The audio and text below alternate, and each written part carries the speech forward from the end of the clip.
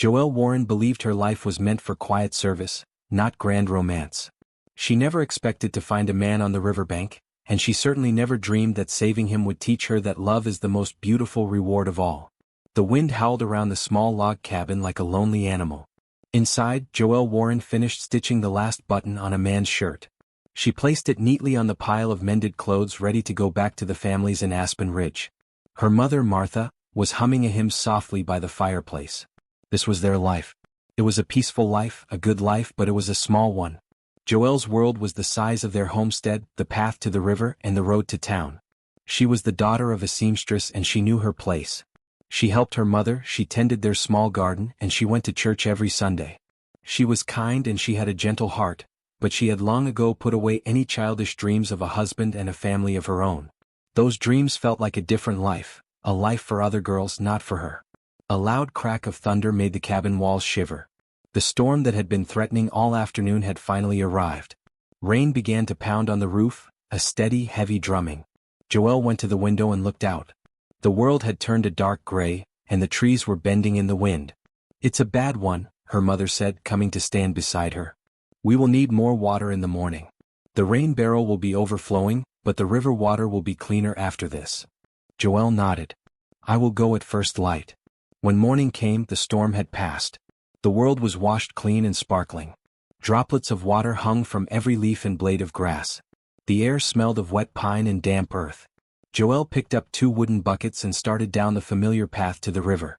The path was muddy and slick, and the river was running high and fast, its water a churned-up brown color. She was careful as she stepped onto the rocky bank. She set 1 bucket down and leaned over to fill the first one. That's when she saw it. A flash of color that was not a rock or a log. It was the faded blue of a denim shirt. Her eyes focused and her breath caught in her throat. It was a man. He was lying half in the water, his face pale and turned to the side. One arm was stretched out on the bank, and the sleeve of his shirt was dark with something that was not water. It was blood. For a moment, Joelle was frozen in fear. Who was he? Was he dead? Her heart hammered against her ribs. She should run. She should get help. But then she saw his chest move. Just a tiny, shallow rise. He was alive. All her fear was washed away by a wave of compassion. She could not leave him here. She rushed to his side, her boots slipping on the wet stones. She saw the wound on his upper arm, an ugly tear in his shirt and skin. It had stopped bleeding heavily, but it looked bad. He needed help. "Hello, mister? Can you hear me?" she said, her voice shaky. He did not respond. His skin was cool and clammy. He was a big man, tall and broad-shouldered, and she knew she could not carry him. She would have to get him to the cabin somehow. Thinking quickly, she ripped a long strip of cloth from the bottom of her petticoat. She tied it tightly around his arm above the wound, the way her mother had once shown her how to stop bleeding. He groaned softly but did not wake. "Please," she whispered, not sure who she was talking to. "Please help me." She put her hands under his shoulders and pulled with all her might. She managed to drag him a few feet out of the water, onto the softer grass of the bank. She was breathing heavily, her own dress now wet and muddy. It was no use. She could not get him up the path alone. She looked from the man's still face to the path that led home. She had to get her mother. Leaving the buckets behind, she gathered her skirts and ran. She ran as fast as she could, her lungs burning, back to the cabin. She burst through the door, gasping for air. "Mother, there's a man. Down by the river. He's hurt, he's been shot." Martha Warren did not scream or panic. Her face grew serious and calm. She put down the shirt she was mending and stood up. "Is he alive?" "Yes," Joelle panted. "But he won't wake up." "Then we have no time to waste," her mother said. She grabbed a wool blanket from a chest and a bottle of corn whiskey from a high shelf. "Bring the other end of this blanket, Joelle. We will use it to carry him." Together they hurried back down the path. The man was still there, unmoved. Martha knelt beside him, feeling his pulse and checking the wound. She nodded, a look of grim determination on her face. "We will get him home," she said firmly. "The Lord has put him in our path for a reason." They spread the blanket out next to him and with great effort rolled him onto it. Each taking 2 corners they lifted. He was heavy, so very heavy. They stumbled up the path, their arms aching, their steps slow and careful. It felt like a mile, though it was only a few hundred feet. Finally they reached the cabin. They brought him inside and laid him gently on the rug before the fireplace. He was safe from the elements now. But as Joelle looked at the stranger lying on their floor, pale and wounded, she knew one thing for certain. Their quiet, peaceful life was over. The warm, dry air of the cabin seemed to wrap around the unconscious man like a blanket. For a long moment, there was no sound but the crackle of the fire and the ragged rhythm of his breathing. Martha Warren moved with a quiet purpose that pushed all the fear out of the room. She was not a woman who panicked. She was a woman who acted. "Joel, get my sewing basket and the clean rags from the chest," she said, her voice low and steady. "And bring the whiskey." Joelle hurried to do as she was told, her hands trembling slightly as she gathered the supplies. When she returned, her mother had already cut away the bloody sleeve from the man's shirt, revealing the angry wound beneath.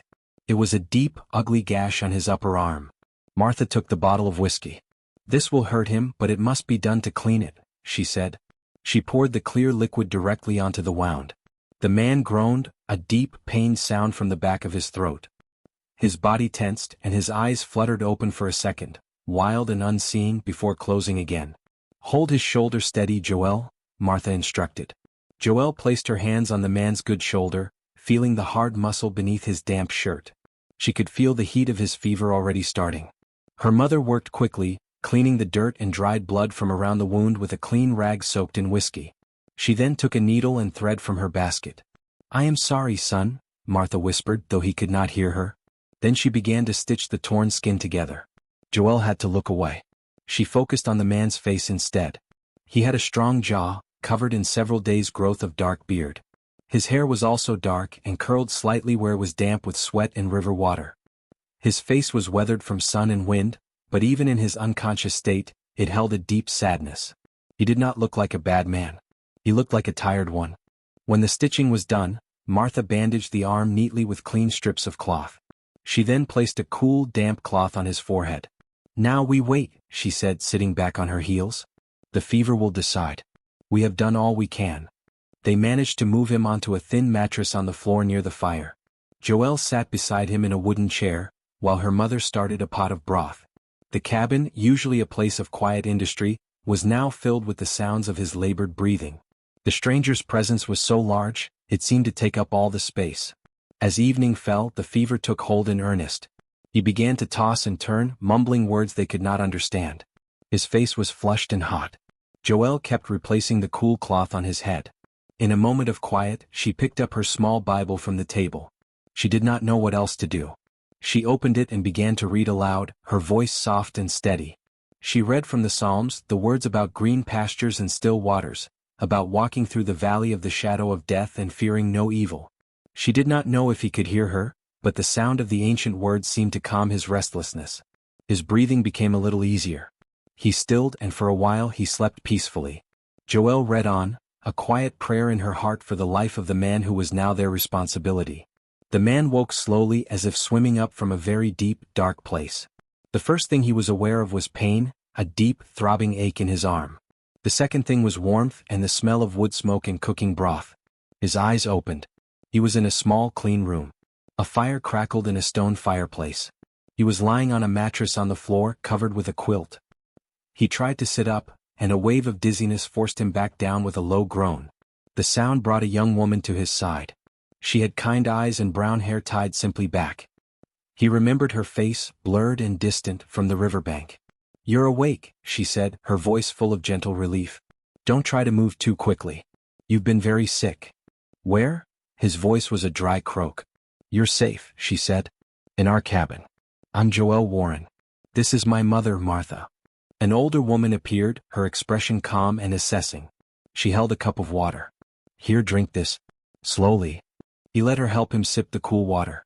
It felt like heaven on his parched throat. As his head cleared, panic began to set in. He was in a stranger's home. He was weak. He was a liability. "I have to go," he said, trying again to push himself up with his good arm. The room spun. Martha placed a firm hand on his good shoulder, not to hurt him, but to stop him. "You are in no condition to go anywhere, young man. The fever just broke last night. You need to rest. The men who shot you," Joelle said hesitantly. "Could they be looking for you?" A shadow crossed his face. He looked away from their kind, searching eyes. "It was a disagreement. Between cattlemen. I got caught in the middle. It was not the whole truth, but it was not a complete lie either. He couldn't tell them the rest. He couldn't see the kindness in their eyes turn to fear and disgust. "My name is Cole," he said finally. "Cole Mercer." He offered nothing more. "You are welcome here until you are healed, Cole Mercer," Martha said, her tone leaving no room for argument. It was a statement of fact. Joelle brought him a bowl of thin broth. He was too weak to feed himself, so she helped him, spooning the warm liquid carefully. He was embarrassed by his weakness, by his need for their care. He was a man who had taken care of himself for a long, long time. He had not been this vulnerable in years. As he ate, his eyes wandered around the simple cabin. It was poor, but it was clean and well kept. He saw the pile of mended clothes, the sewing basket, the simple cross on the wall. These were good people, God-fearing people. The kind of people he had spent most of his life avoiding, because their goodness only highlighted his own failings. He finished the broth and lay back, exhausted from the small effort. He looked at Joelle, who was watching him with a mixture of concern and curiosity. He had nothing to offer these people. No money, no thanks that felt big enough. Just the trouble that seemed to follow him everywhere.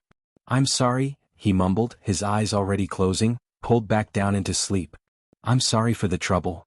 Joelle just shook her head softly and pulled the quilt up to his shoulders. "There is no trouble," she whispered. But as she looked at his sleeping face, so full of pain and secrets, she wondered if that was entirely true. The days that followed settled into a new and strange rhythm for the little cabin. Cole Mercer slept often, his body using all its energy to heal. When he was awake, he was quiet. He answered questions with short, polite words, but he never offered anything more. He was like a book that had been slammed shut and locked. Joelle continued her routine of caring for him. She changed the bandage on his arm, which was slowly healing without signs of infection. She brought him meals and she read to him from her Bible. At first, he would tense up when she picked up the book, his jaw tightening as if waiting for a blow. He did not believe the words inside could have anything to do with a man like him. But Joelle's voice was gentle and she did not preach. She simply read. She read about lost sheep and prodigal sons, about forgiveness that was as wide as the ocean. She read about a love that was patient and kind. Cole would lie there, his eyes closed, pretending to sleep, but Joelle could see that he was listening. Sometimes a particular phrase would make him go very still, as if it had struck a deep, hidden chord inside him. One afternoon, as she read about a man whose faith made him well, Cole opened his eyes and looked at her. "Why do you do that?" he asked, his voice rough. Joelle looked up, surprised. "Do what?" "Read that to me," he said. "I'm just a saddle tramp you pulled from the river. You don't owe me anything." Joelle closed the book, keeping her finger in the page. "It's not about owing," she said softly. "My mother says that God's word is a comfort. I thought you might need some comfort." Cole looked away out the small window at the pine trees. "Some things are too far gone for comfort, miss." "I don't believe that," Joelle said, with a quiet certainty that surprised even her. "No one is too far gone." He didn't answer her, but he didn't ask her to stop reading either. It was a small thing, but it felt like a crack in the wall he had built around himself. Later that day, he told her that he had worked with horses on a big ranch down south. It was the first piece of his past he had willingly offered. It wasn't much, but to Joelle it felt like a treasure. A week after Cole had woken, Martha Warren hitched their old horse to the small wagon to go into Aspen Ridge. She had finished the mending and needed to deliver the clothes and pick up more thread and flour. "I will be back before supper," she told Joelle, giving a meaningful glance toward Cole, who was sitting in a chair by the fire, looking stronger each day. "You will be all right?" "We will be fine, Mother," Joelle assured her. The cabin felt different with just the two of them. The silence was louder. Joelle busied herself with kneading bread dough on the table. Cole watched her for a while, then stood up slowly. "I should make myself useful," he said. He walked to the woodpile by the fireplace and, using his good arm, began to carefully stack the logs that had tumbled over. It was a small task, but he did it neatly and without being asked. When Joelle went to the well to draw water, he followed her outside. He stood on the porch, breathing in the clean mountain air. He looked at the small, tidy homestead, the vegetable garden Joelle tended, the chicken coop, the woodshed. "You and your mother, you do all this yourselves?" he asked. "We do," Joelle said, hauling the bucket up. "It's not always easy, but we manage." Cole was quiet for a moment. "My mother kept a garden," he said, so softly Joelle almost didn't hear him. "She had flowers. Marigolds." He didn't say anything else, but the memory was a glimpse into a world he kept locked away. When Martha returned hours later, her usual calm expression was gone. Her face was pale and drawn. She hurried inside, pulling Joelle away from the fireplace where she was stirring a stew. "What is it, Mother?" Joelle asked, her stomach tightening with dread. Martha kept her voice low, but Cole, sitting nearby, could not help but hear. "There are men in town asking questions," she whispered. "Ranch hands from the Bar W. They are looking for a man named Cole Mercer. They are saying he stole money from the ranch owner's strongbox and ran off during a fight." Joelle's hand flew to her mouth. She glanced quickly at Cole, who had gone perfectly still, his face like stone. Martha's eyes were full of worry. "They say the foreman, a man named Silas Rourke, is the one leading the search. He is a hard man, Joelle. He told the sheriff he wants to see Cole hang." The words hung in the air, heavy and terrifying. The quiet, peaceful safety of the cabin had been shattered. The trouble Cole had brought with him had finally found their door. The warmth seemed to drain from the cabin, replaced by a cold dread. Martha's words echoed in the silence. "Stolen money. Wants to see him hang." Joelle turned slowly to look at Cole. He was staring into the fire, his jaw clenched so tight a muscle twitched in his cheek. He did not look surprised. He looked resigned, as if he had been waiting for this axe to fall. "Is it true?" Joelle asked, her voice barely a whisper. Cole finally lifted his gaze to meet hers. The shame she saw in his eyes was like a physical blow. But there was something else there too. A flicker of defiance. "The part about the money isn't true," he said, his voice low and rough.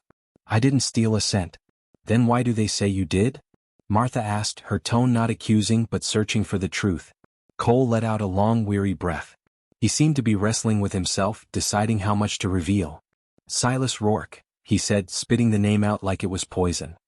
"He's the one who took the money. He's been skimming from the herd sales for months. I found out. I was going to tell the ranch owner." He looked down at his hands. "Rourke found out I knew. He set me up. The quarrel wasn't between cattlemen. It was between him and me. He shot me and made it look like I ran with the money." He looked from Martha to Joelle, his eyes pleading for them to believe him. "I have a past. I'm not a saint. I've done things I'm not proud of. But I am not a thief." Joelle did not hesitate. She walked over and stood in front of him. "I believe you," she said, her voice firm and clear. The simple faith in her words seemed to stagger him. He had expected doubt, fear to be thrown out into the cold. He had not expected this unwavering trust. 2 days later, the trouble arrived on their doorstep. Joelle was in the garden when she heard the sound of horses. She looked up to see 3 riders coming up the path. The man in the lead was broad-shouldered with a mean, pinched face and cold eyes. This had to be Silas Rourke. Her heart leaped into her throat. She dropped her basket and walked quickly to the porch, standing squarely at the top of the steps, blocking the door. The men reined in their horses, kicking up dust. Rourke looked her up and down with a sneer. "You the Warren girl?" "I am Joelle Warren. This is my mother's land. What do you want?" "We're looking for a thief. A man named Cole Mercer. We have reason to believe you're hiding him." His voice was like gravel. "I don't know any thieves," Joelle said, her voice not wavering though her knees felt weak. Rourke leaned forward in his saddle, his eyes narrowing. "Don't play games with me, girl. I'll have the sheriff out here. We know he's here. Hand him over, or you'll be in trouble for harboring a criminal." Inside the cabin, Cole stood by the window, his body tense. He could hear every word. He started to move toward the door, ready to give himself up to protect them, but Martha put a firm hand on his chest, stopping him. "Wait," she mouthed silently. On the porch, Joelle stood her ground. She thought of Cole's shame, his quiet work stacking wood, the pain in his eyes when he spoke of his mother's marigolds.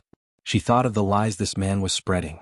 "You are the one telling stories, Mr. Rourke," she said, her voice rising so the men could hear her clearly. "Cole Mercer is no thief. You are the one who stole that money. You shot him and left him for dead to cover your own crime. You are the criminal here." Rourke's face turned a dark red. No one, especially not a young woman living in a poor cabin, spoke to him like that. "You have no proof of that, you little?" "I have the truth," Joelle shot back, her courage fueled by a fierce protectiveness. "And I am not afraid of you. Now you get off our land." For a moment, it seemed Rourke might get off his horse and charge the porch. His hand twitched toward the gun on his hip. But then he looked past Joelle to the cabin window. He saw Martha Warren standing there, watching him with a calm, unblinking stare that seemed to see right through him. He saw the curtain move, hinting at another presence inside. Blustering, he pulled on his reins, turning his horse. "This isn't over," he shouted. "I'll be back with the law. You'll regret this." He and his men rode off in a cloud of dust and anger. When they were gone, Joelle's brave posture collapsed. She leaned against the doorframe, trembling all over. Cole came out onto the porch, his face a mask of gratitude and worry. "You shouldn't have done that," he said, his voice thick with emotion. "You put yourself in danger for me." Joelle looked up at him, her eyes bright. "You are not the man he says you are," she said simply. "And everyone deserves someone to stand up for them." In that moment, something shifted between them. It was no longer just a kind woman caring for a wounded man. It was a partnership. It was the beginning of something much, much deeper. The air in the cabin was thick with tension after Silas Rourke's visit. They all knew his threat was not an empty one. He would be back, and next time he would bring the sheriff. Cole paced the small room, his restlessness a sharp contrast to his earlier quiet. The helplessness was a bitter taste in his mouth. "I can't let you face him again," he said, stopping in front of Joelle and her mother. "I should turn myself in. I'll take my chances with the sheriff." "And let that man's lies become the truth?" Martha said, her voice calm but firm. "No, Cole. That is not the way." "Then what is?" he asked, desperation edging his voice. "I have no proof. It's my word against his, and he's the foreman of a big ranch." Joelle had been quiet, thinking. "There is always proof," she said slowly. "Someone else must have seen something. Or heard something. Rourke couldn't have done this completely alone." A spark of hope ignited in Cole's eyes. "Pete," he said. "Pete, the old stable hand. He was there that night. He helped me after I was shot, gave me a horse to get away. He was too scared of Rourke to speak up then, but maybe if we talked to him." It was a risk. If Pete refused to help, they would have wasted precious time and possibly alerted Rourke. But it was their only chance. The next morning, Cole and Joelle set out for Aspen Ridge before the sun was fully up. Cole wore an old hat of Joelle's father to shadow his face. They avoided the main street, slipping around to the back of the livery stable. They found Pete mucking out a stall, his movements slow and tired. When he saw Cole, his eyes widened in fear. "Mercer? You're a dead man walking. Rourke's got half the town looking for you." "I need your help, Pete," Cole said, his voice low and earnest. "You know I didn't steal that money. You know it was Rourke." Pete shook his head, backing away. "I can't. He'll ruin me. He'll see me run out of town." Joelle stepped forward. Her gentle presence seemed to calm the old man's nerves. "Mr. Pete," she said softly, "an innocent man's life is at stake. Cole is a good man. He doesn't deserve to hang for a crime he didn't commit. Please, we need you to tell the sheriff what you saw." Pete looked from Joelle's pleading face to Cole's determined one. He sighed, his shoulders slumping in defeat, or perhaps acceptance. "All right," he mumbled. "All right. I'm tired of being afraid. I'll tell the truth." With Pete's promise secured, they went directly to the sheriff's office. The sheriff listened carefully, his expression growing grimmer as Pete recounted the night of the shooting, confirming that Silas Rourke had framed Cole and had been the one to steal the money. The sheriff sent a deputy to bring Rourke in. The confrontation in the small office was tense. Rourke blustered and denied everything, but with Pete's testimony, his story fell apart. The truth, once let out, was too powerful to contain. The sheriff found the stolen money hidden in Rourke's bunkhouse. The foreman was arrested, his reign of lies and intimidation over. Cole walked out of the sheriff's office a free man, his name cleared. The bright sunlight felt like a baptism, washing away the grime of the accusation that had clung to him. He felt lighter than he had in years, as if a great weight had been lifted from his soul. He turned to Joelle, who was waiting for him on the boardwalk, her face radiant with relief and happiness. "It's over," he said, the words filled with wonder. "It's just beginning," she replied softly. That evening back at the cabin, a profound peace had settled. After a quiet supper, Cole asked to speak with Martha alone on the porch. Joelle stayed inside, her heart beating a nervous rhythm. Cole stood before Martha, holding his hat in his hands. "Mrs. Warren," he began, his voice full of a new, quiet confidence. "You and Joelle, you saved me in more ways than one. You gave me shelter and you helped me find my way back to myself. My name is clear now and I am free to go wherever I want." He took a deep breath. "But the truth is, I don't want to go anywhere else. This feels like home. With your permission, I would like to stay. Not as a guest, but to work this land with you. To fix what's broken and help make it strong. And," he looked toward the cabin door where Joelle stood listening, her breath held. "And I would like your permission to court your daughter. Properly." Martha looked at the man before her. She saw the honesty in his eyes, the strength in his shoulders, and the deep, abiding gratitude in his heart. She saw the man God had sent to them by the river. "You have my blessing, Cole Mercer," she said, a warm smile spreading across her face. "You have my blessing to stay and to court my Joelle." Later, under a sky dusted with 1,000 stars, Cole found Joelle by the garden fence. He took her hands in his. "Joelle," he said, his voice thick with emotion. "You saw the man I was and you believed in the man I could be. You fought for me. Your kindness saved my life, but your love has saved my soul. I don't have much to offer you, but my heart is yours. Will you let me stay? Will you let me build a life here with you?" Tears of joy streamed down Joelle's face. She had spent her life believing love was for others, a dream too grand for a seamstress's daughter. But looking at Cole, she knew that love was not a prize for the perfect, but a gift for the willing heart. "Yes, Cole," she whispered. "Yes." Spring arrived in the Colorado Valley like a gentle sigh of relief. The snow melted, revealing tender green shoots in the garden Joelle had carefully tended. The air was soft and carried the scent of damp earth and blooming wildflowers. But the most noticeable change was not in the land, but in the people who lived on it. On a bright Sunday morning, the little church in Aspen Ridge was full of warm light and the murmur of happy voices. The entire community had gathered, not out of curiosity but to celebrate. They filled the wooden pews, their faces turned toward the front where Cole Mercer stood, straight and tall in a new suit. He no longer looked like the wounded, haunted man Joelle had pulled from the river.